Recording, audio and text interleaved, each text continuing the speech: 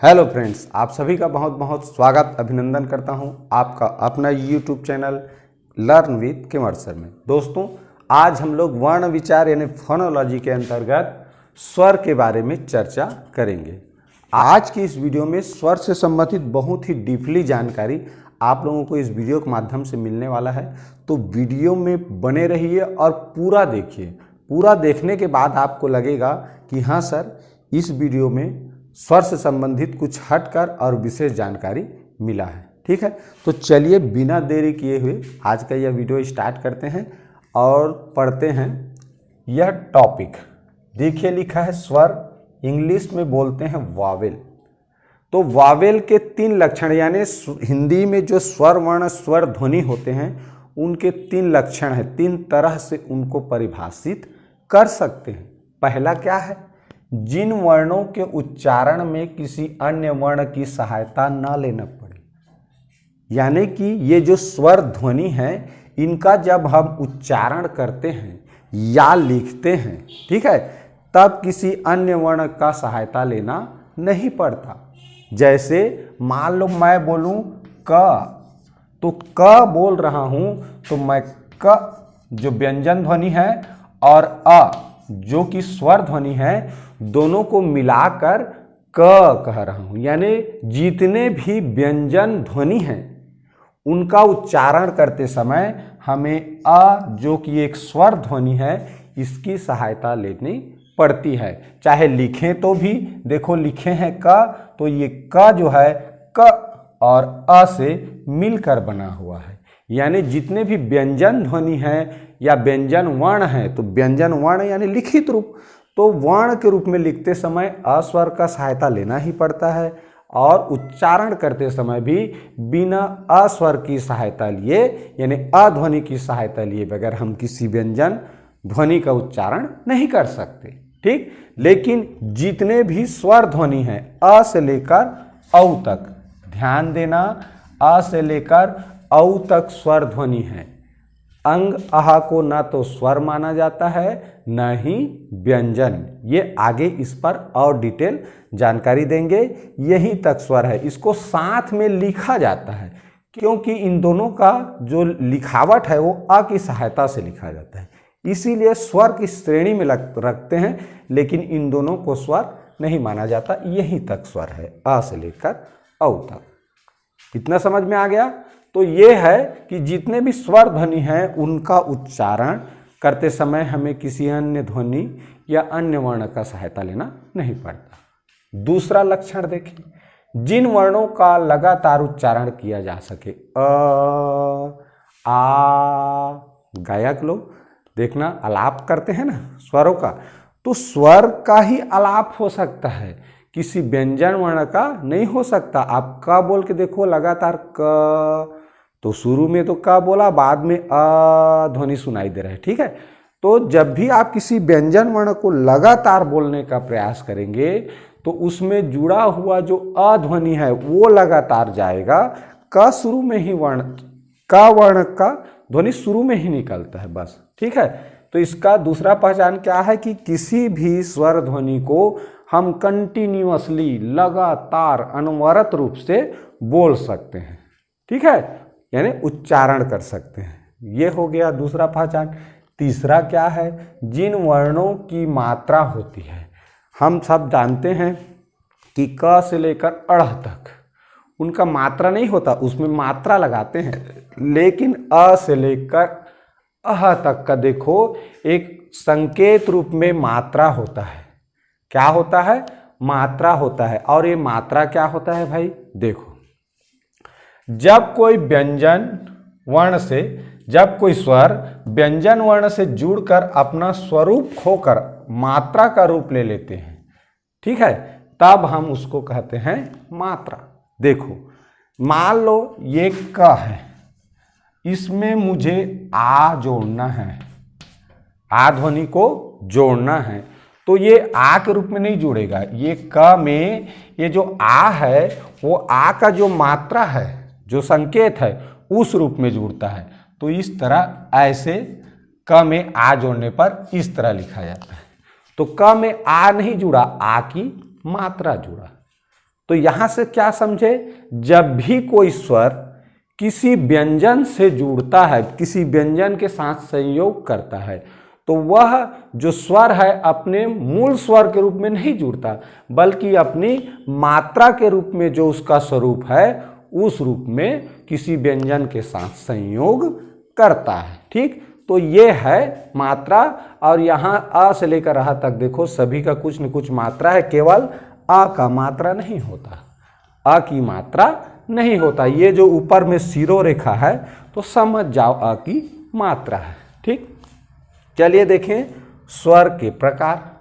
अब स्वर के प्रकार कौन सा है, पहला ह्रस्व स्वर जिसे मूल स्वर भी कहते हैं। कौन कौन सा है, अ, ई, उ, री, अ, ई, उ, री। अब देखो यहाँ दो नाम है, तो दो नाम रखने के पीछे भी कारण है, क्योंकि नाम रखने के पीछे हिंदी भाषा में नाम गुण के आधार पर रखा जाता है। तो ह्रस्व माने होता है छोटा, छोटा या कम। तो जिन स्वर ध्वनि के उच्चारण में, जिन स्वर ध्वनियों के उच्चारण में बहुत कम समय लगता है, उन स्वर ध्वनियों को ह्रस्व स्वर के अंतर्गत रखा जाता है। देखो अ, ई, उ, री। तो बाकी जितने भी अ से लेकर अ तक जितने भी स्वर हैं, उनमें इन चारों का उच्चारण करने में बहुत ही कम समय लगता है, इसीलिए इनको ह्रस्व स्वर के अंतर्गत रखा जाता है।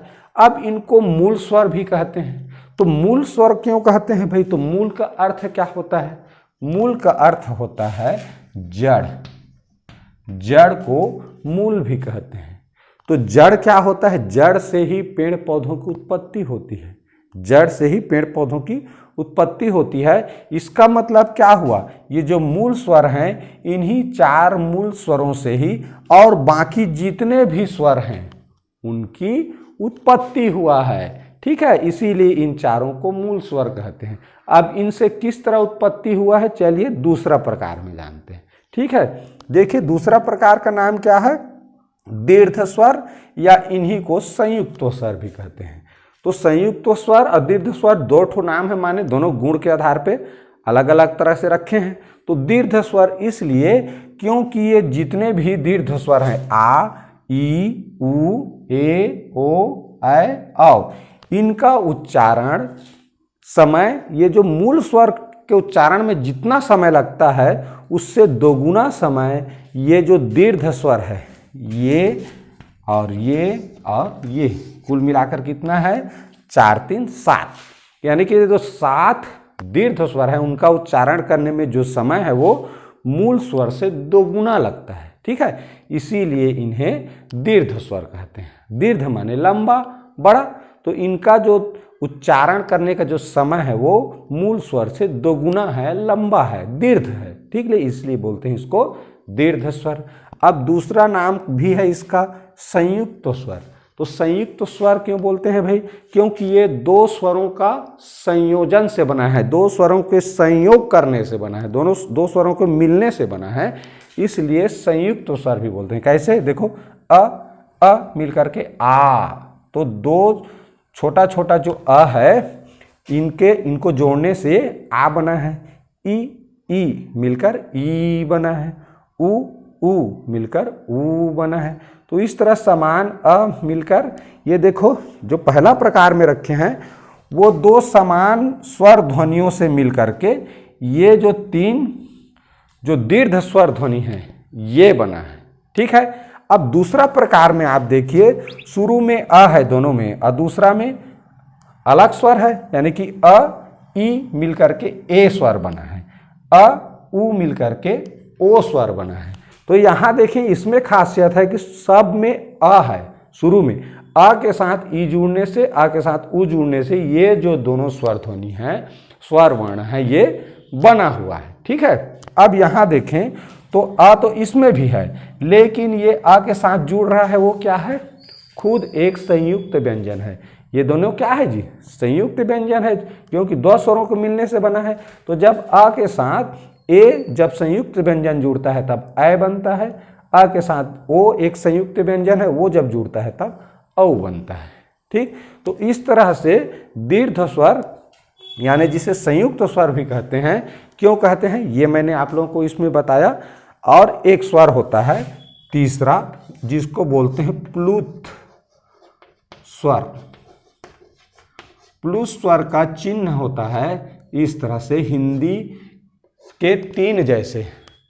हम लोग अंग्रेजी का के 3 का ये वाला संकेत का इस्तेमाल करते हैं। ये अंग्रेजी भाषा का संकेत है, ठीक है, अंक है। ये हमारे हिंदी भाषा का 3 है। तो यहाँ 3 इस तरह से इसका प्रयोग किया जाता है जैसे किसी को पुकारना है, जैसे राम जा रहा है, ठीक है, उसको हमें बुलाना है तो क्या कहेंगे, राम। मोहन जा रहा है तो मोहन। तो ह और न के बीच में मैंने लंबा अ बोला, राम कहा तो रा के बाद तो इस तरह मैंने क्या किया, राम के बाद ऐसे करके ये, जब राम हमें पुकारना हो तो उसको ऐसे लिखना पड़ेगा, राम। ओम बोलते हैं ना, तो इस तरह इसको ऐसे लिखेंगे, ओम। तो जब किसी को पुकारना हो या किसी का नाम को जाप करना हो तब उसमें बीच में हमें एक स्वर ध्वनि को लंबा बोलना पड़ता है। तो वही स्वर ध्वनि कहलाता है प्लुत स्वर, जिसका उच्चारण समय मूल स्वर से तिगुना होता है। तिगुना होने के कारण ही यहाँ ये 3 जैसा जो संकेत है, 3 वाला संकेत, इसको वहाँ पर लिखते हैं। जहाँ पर हम उच्चारण लंबा कर रहे हैं वहीं पर 3 को लिखना है। राम कह रहे हैं तो रा और म के बीच में, ओम कह रहे हैं तो ओ और म के बीच में लंबा उच्चारण हो रहा है। तो ये है प्लुत स्वर जिसका कि बहुत ही कम प्रयोग होता है। तो इस प्रकार से 3 स्वर हो गए। और तो आज का यह स्वर से संबंधित जानकारी भरा वीडियो आप लोगों को कैसा लगा कमेंट करके ज़रूर बताइए।